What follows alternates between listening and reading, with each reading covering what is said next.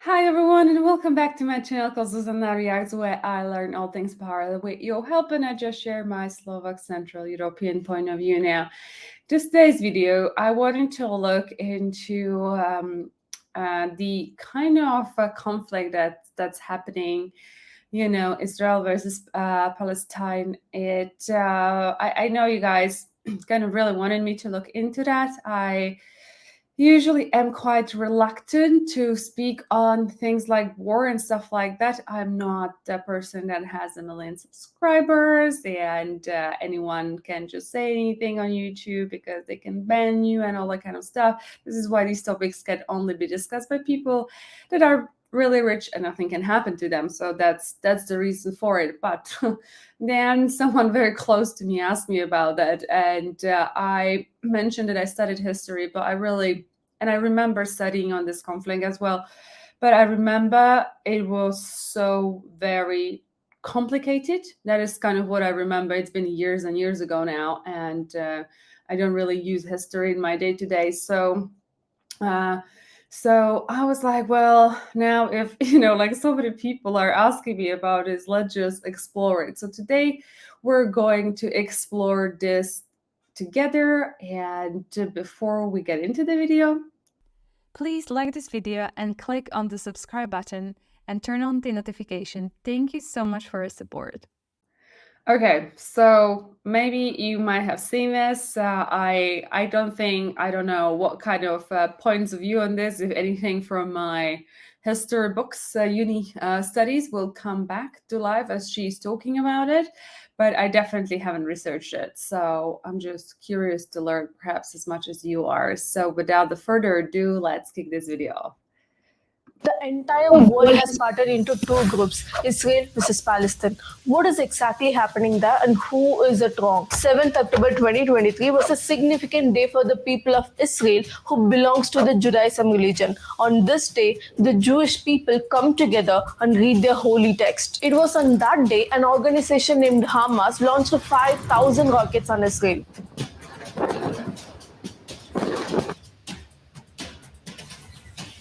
Not just rockets, they attacked using all the possible ways, including trucks, motorcycles, bulldozers, and even paragliders. Imagine on your most significant day, some random people are landing in paragliders, shooting down at the people, literally like a video game. How terrific would that be? That's what happened to Israel on that day. Around 700 Israelis and 370 Palestinians were killed on that day, and thousands of people got injured. The government of Israel immediately declared a state of emergency and officially recognized it as war. But who are these Hamas and why are they attacking Israel? To understand that, we need to know the history of that land. And today, I'm going to explain this in the simplest way possible. Jerusalem, which is located in the Middle East, is one of the oldest cities in the world, which is considered to be a holy pilgrimage by three major religions: Islam, Christianity, and Judaism. Jerusalem is the place where Jesus Christ spent his adulthood and was crucified at the end of his life. The Bible mentions Jerusalem for 800 times and says that the Lord has chosen Jerusalem and will dwell there forever. According to Quran, Jerusalem was the place where the Prophet Muhammad visited before he went to heaven. In Judaism, it's believed that their first temple was established in Jerusalem. Now let's keep this aside and look at where the conflict originally started. We all know how Hitler treated the Jews and how the genocide happened. But the thing is, it was not just Hitler, but a sect of Christianity had always issues with the Jews because they believed that the Jews also wanted to crucify Jesus Christ. And almost 1,000 years ago, a large number of Jews were killed by the Christians. So for a long time, there had always been some kind of issues between the two communities, but Christians always had an upper hand and Jews were the ones who always suffered. So in the 19th century, Jews realized... Hang on a second, because you always are preaching to me that there is just Abrahamic religions. As I said many times in my comments, we don't think about it that way.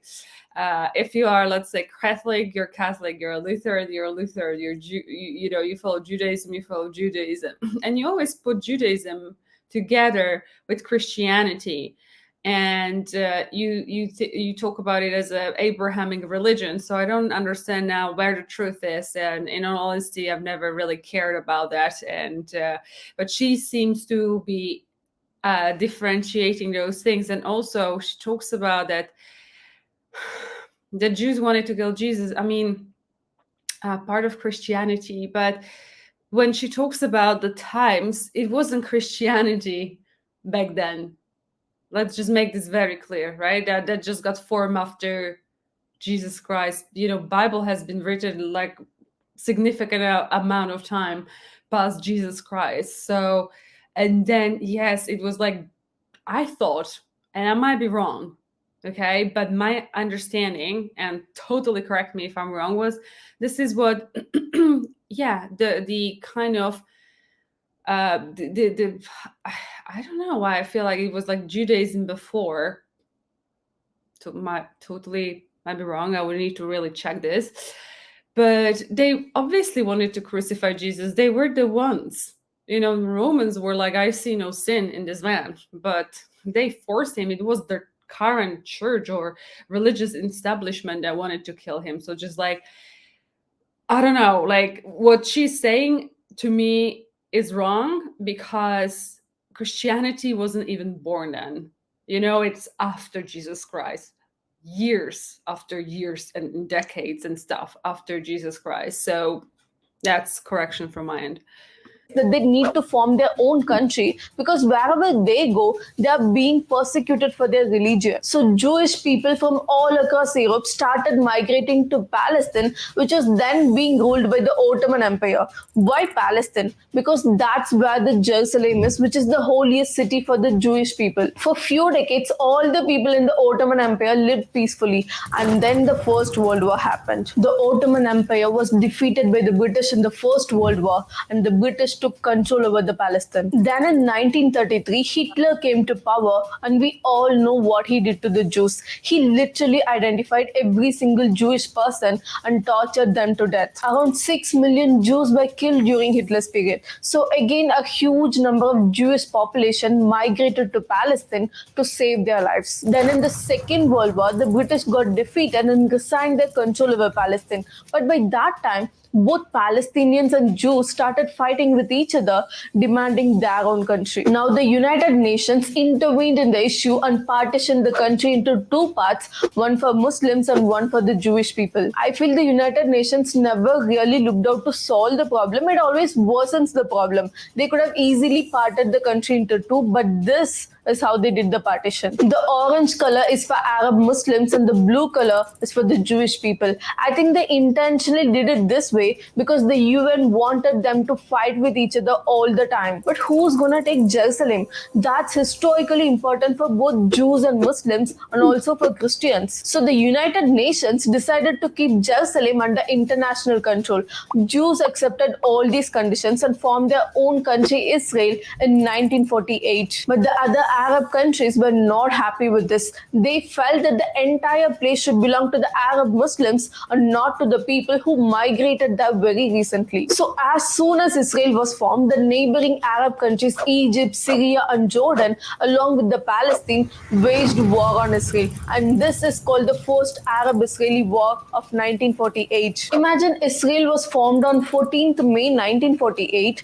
The very next day, on 15th May 1948, all its neighboring countries came together and attacked Israel. Now, Jews were the kind of people who got chased away from wherever they go. The kind of suffering they went through just for being born in Judaism is unexplainable. But now they have a country of their own, and within a day, people are trying to take it away. So the Jewish people fought with everything they had and won the war. Imagine a country that was formed just a day back, defeated all the Arab alliance, and in the process, Israel captured a lot of land which was allotted to Palestine during the partition. On top of that, Egypt occupied Gaza Strip and Jordan occupied the West Bank area. Let's let's not forget Egypt and Jordan fought in support of Palestine, but still they ended up occupying the Palestinian land. Now Palestine lost all the land it had, and 7 lakh Palestinians became refugees in their own land, to be politically correct, in the Arab countries. Then in 1964, the Palestinians came together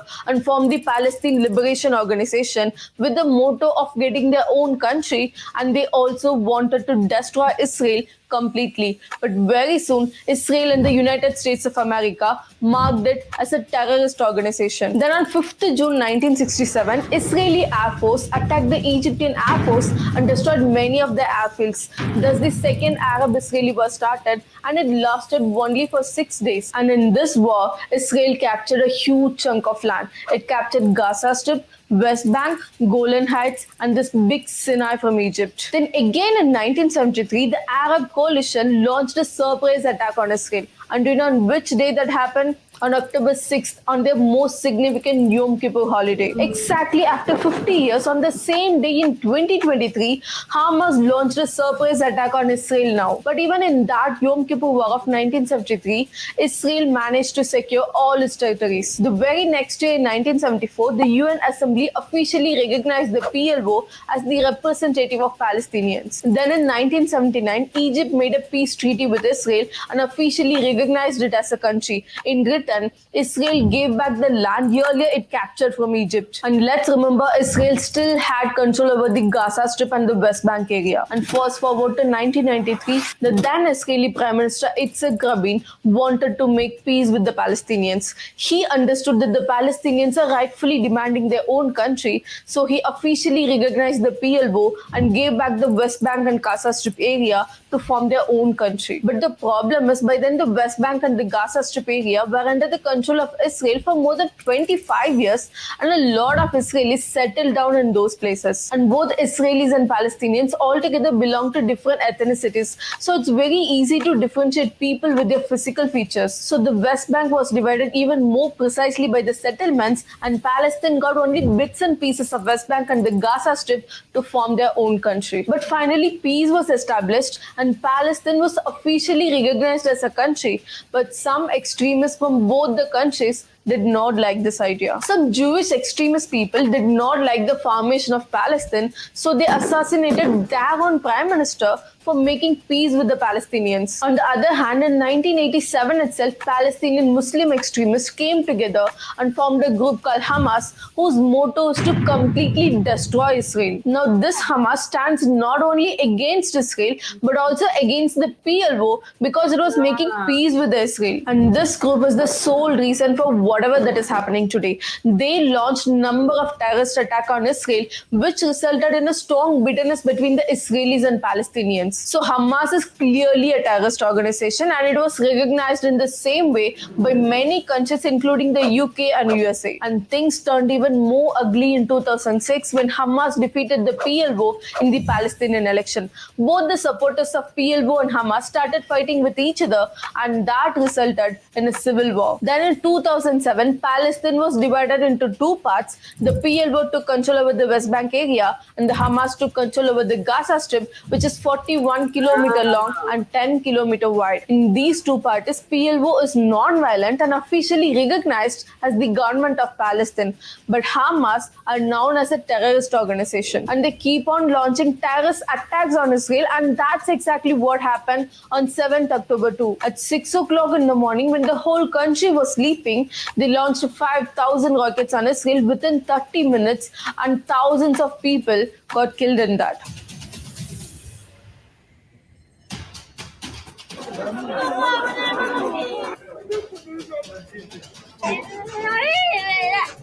Just to defend the attacks of Hamas, Israel built one of the strongest defense systems. Israel has an Iron Dome system which will detect the incoming rockets, and if the human lives are in danger, it will intercept and destroy those incoming rockets before it could strike. It's one of the world's strongest air defense system, and even this couldn't handle 5,000 rockets at a time. And the attack didn't happen just by using these rockets. Heavily armed men entered the Israeli Israeli territories, openly firing at people, and they bulldozed the boundary walls, attacked from the sea area, and kidnapped the people who were on the streets. And they were landing in Israel using paragliders, shooting down at the people literally like a video game. Hamas chief commander Mohammed Al-Deif has named this attack Al-Aqsa flood and said, "We have decided to put an end to all of this with the help of God." An Israeli woman was killed and paraded naked throughout the city, and they did not even spare the little children. And Israel was not ready to take it lightly this time. Israel is at war. We didn't want this war. It was forced upon us in the most brutal and savage way. But though Israel didn't start this war, Israel will finish it. Israel vigorously started attacking back and named it Operation Iron Swords. The electric supply to Gaza was cut down, and the food and water supply was completely stopped. The common people living in and around Gaza were told to stay indoors or in nearby shelters. Gaza is completely surrounded by Israel. Thousands of people are trying to cross the border and enter into Egypt, but Egypt refuses to open its door. And Israel continues to airstrike Gaza, and the members of Hamas are being killed one by one. Aryan Nofel, one of the most dominant senior commander of Hamas, was also killed in an airstrike launched by Israel. Most of the countries condemned the attacks of Hamas and sympathized with Israel until Israel started attacking back. So far, around 3,000 Palestinians died in the Israeli attacks on Gaza. An hospital was bombed in Gaza, which resulted in the killing of more than 500 people, and all the countries started condemning Israel for attacking an hospital. Hamas blamed Israel for this attack, but Israel denied this accusation, saying no attacks were made in that area at the time of the blast. And it also released a video which claims that the hospital blast happened because of the misfiring of Hamas. At this point, we exactly don't know who did this, but it was innocent people who lost their lives. Now, who do you think is right, Israel or Palestine? I strongly think Palestine have a cause. That's their land. They shouldn't be living as refugees in their own land. But when they got freedom from the British, the country was officially separated into two parts, just like how India and Pakistan were separated. It was Palestine which refused to accept the partition and waged war on Israel, which resulted in losing all its land. Israel captured those places in a war Palestine waged on them. How can we blame Israel in this? It was Palestine who waged the war. Still, Israel gave back the Palestinian settlements to form their own country. But Hamas completely wants to destroy Israel. They want Israel out of the map. How can we expect Israel to stay quiet in this matter? It has all the rights to defend itself. Let me give you an example. India and Pakistan was partitioned in 1947. Before that, it all used to be Bharat. For a fact, Islam invaded our land and settled down here, just like how Jews settled in Palestine. In 1947, our land was partitioned into two, just like how Israel and Palestine was partitioned. Now, Palestine wants to destroy Israel and reclaim its own land, and people are supporting this. Now, my question is, the same people, will they support it if India wants to destroy Pakistan and reclaim its ancient land? Sounds ridiculous, right? Then why does it sound okay when it comes to Israel-Palestine issue? Again, I'm saying historically Palestine stands right. That's their land. But politically, Israel stands right. They abided the UN partition plan and even won the war Palestine waged on them. About Hamas, you cannot trust a terrorist organization to run your nation.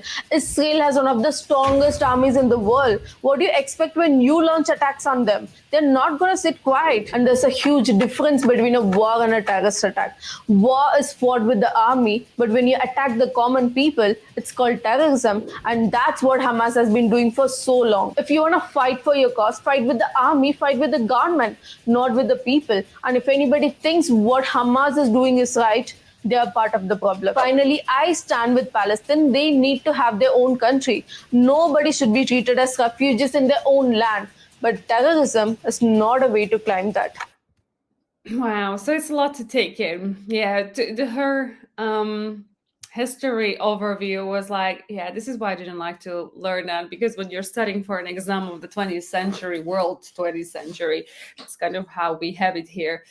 It's a lot. You know, you have to study 20th century history of every single country, and things are complicated, just like this conflict. And it's not not like straightforward to fully understand the background. It's just like you have to see it, and like you're like, okay, this happened and this happened and that happened. It's just like boom, and then you have a history of Latin America, you have history of Africa.